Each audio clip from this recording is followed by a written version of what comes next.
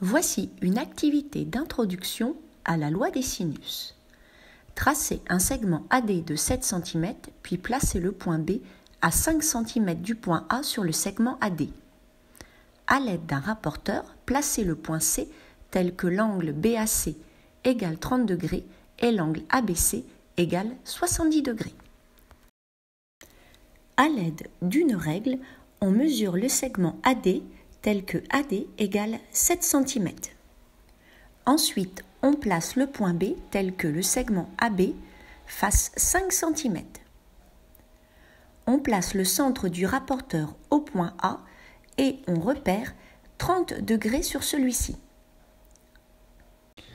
On relie le point A au repère tracé. On procède de la même façon. Pour l'angle suivant, on place le rapporteur au point B et on repère 70 degrés. Puis on relie le point B au repère tracé.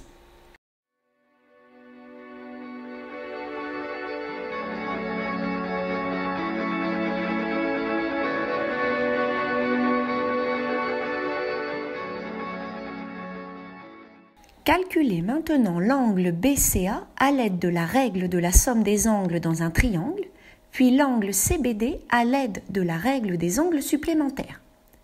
Vérifiez ensuite les valeurs à l'aide d'un rapporteur. L'angle BCA égale 180 degrés moins la valeur de l'angle CAB moins la valeur de l'angle ABC. 180 moins 30 moins 70, nous obtenons alors que l'angle BCA vaut 80 degrés. On vérifie alors la valeur à l'aide du rapporteur. On place ce dernier sur le point C et on lit bien 80 degrés. Calculons maintenant la valeur de l'angle CBD. Nous voyons que l'angle CBD est égal à 180 degrés moins l'angle CBA. CBD vaut 180 moins 70, c'est-à-dire 110 degrés. Vérifions cette valeur à l'aide du rapporteur. Pour cela, on place ce dernier sur le point B. Nous lisons bien 110 degrés.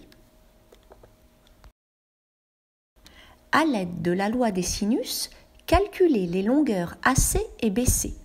Vérifiez les valeurs à l'aide d'une règle graduée. D'après la loi des sinus, AC sur le sinus de l'angle ABC est égal à AB divisé par le sinus de l'angle BCA est égal à la valeur de la longueur BC divisée par le sinus de l'angle BAC. D'où AC vaut 4,8 cm et BC 2,5 cm. On lit bien 4,8 cm.